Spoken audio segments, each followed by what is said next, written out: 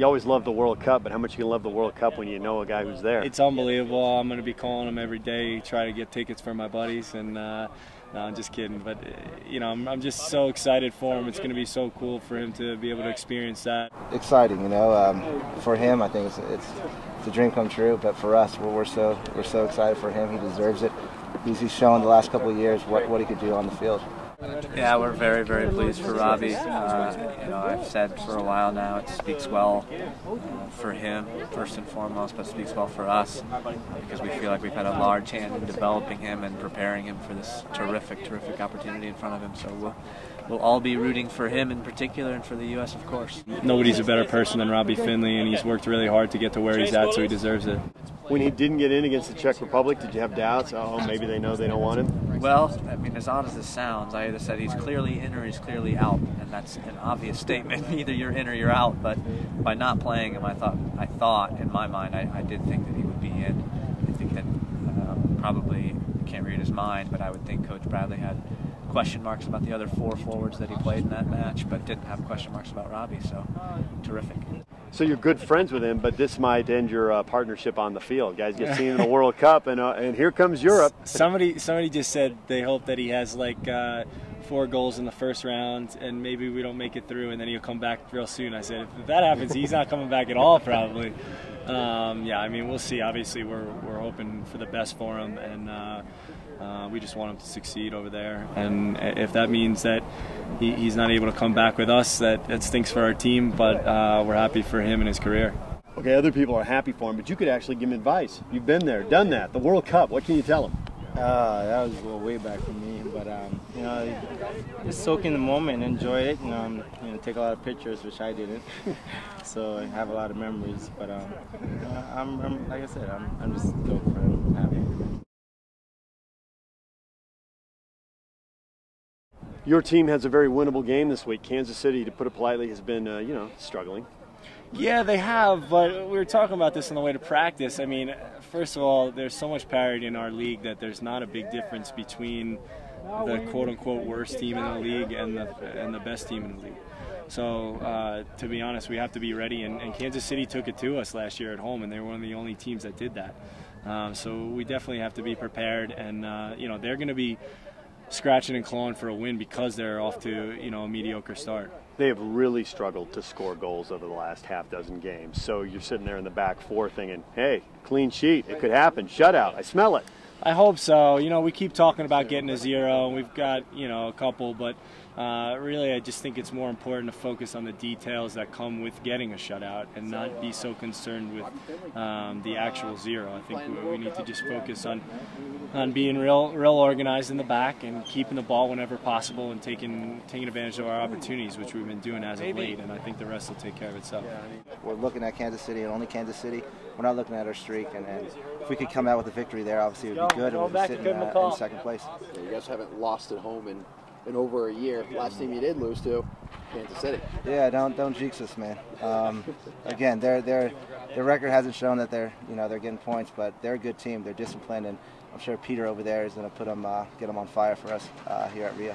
They've really struggled to score goals. You look at this and think, hey, we could get a shutout here. It could happen. Not at all. Not at all. They're a team with dangerous players, and all you need is them to go off. And you know, Wolfie's a great player up top. You got Kai Kamara, who's been scoring goals, and those guys are dangerous players. So we got to be focused the whole game. See, you say Kamara's name, and now I have to go find that clip where, you know, he's stumbling around on the goal line. Yeah. Trying not to hit the ball in his hand. Yeah, that's one play. I've seen him score on me before, so I'm going to be cautious. You guys are on a roll here, 4 in a row. What would 5 in a row mean? Just another step in the direction we're heading. You know, we want to be one of the top teams in the league, and you know, we have to be consistent. And I think you know, we're on a roll right now, but you know, we're not taking it for granted. Does revenge figure into this? They're the only team to come to Rio Tinto and win in the last year and a half. Not at the moment. You know, we're just going to concentrate on on what we're supposed to do, and I'm pretty sure Jason mentioned that on Saturday morning or Saturday afternoon before the game. That you know, remember what they did here last year. Okay. All right. What is it about being at home? I mean, you guys are ridiculously good there. I believe like 17 straight, you know, on your home field. Well, we're friends. You know, I think it's either that or something in the air. You know, even with the Jazz, they have a great home field advantage. Energy Solutions, and I think it's the same here. They just get on our backs and support us to the fullest. All right, you got Kansas City this week, and you guys are on a little roll. What would 5 wins in a row mean? It would mean another record for us as a team. To be the first team in Real Salt Lake history to do that means something to me, and I think it means something to the group. And I'll make sure everybody's aware of that opportunity this weekend. They are the last team, the only team to win in the last 1 year plus, last season and the third now, I guess. They're the only visiting team to come in and win. So do you circle this a little bit? I mean, your pregame remarks, you mentioned that. We owe them one. I think, thanks a lot. You're giving me lots of material for Friday. Yeah, because this hadn't occurred to you at all. No, we'll stop. Will. You can write it down. Yeah, no, it will. There's, it means something that they came here, and last year we're the only team to take a result from us here in our stadium. Will mean something, and we'll try to give our players all kinds of reasons why they need to win, but at the end of it, I don't think they need it. I think they're motivated just by continuing to do well. On the one hand, they look terrible because they're losing a lot. I mean, they're 0-4 with 2 ties in their last 6. On the other hand, they're competitive with an elite team like Columbus. It's 1-0. It's a tight game. So who are these guys? I would say I feel about this team the exact same way I felt last week about Chivas. For me, it's a team that's playing good soccer, creating a lot of chances. Very unfortunate not to score some of those chances, and I think very unfortunate in the last 2 games not to have won. And as you've identified, Columbus, one of the best teams in our league, they outplayed Columbus. There's no question marks about that. They allowed a goal on a corner kick situation, and then were very unfortunate not to score a couple of their own. So it's a dangerous opponent in that we need to show them the proper amount of respect because they're playing very, very good soccer. We certainly don't want to be the team that they put everything together on. I got a theory, and I'll run it by you, and then you can shoot it down or you can modify it or agree with it. But I just think in all sports, regardless of the sport, there are teams that hope to win, and there are teams that expect to win. And I think you guys have kind of stepped across that line and become the team that expects to win.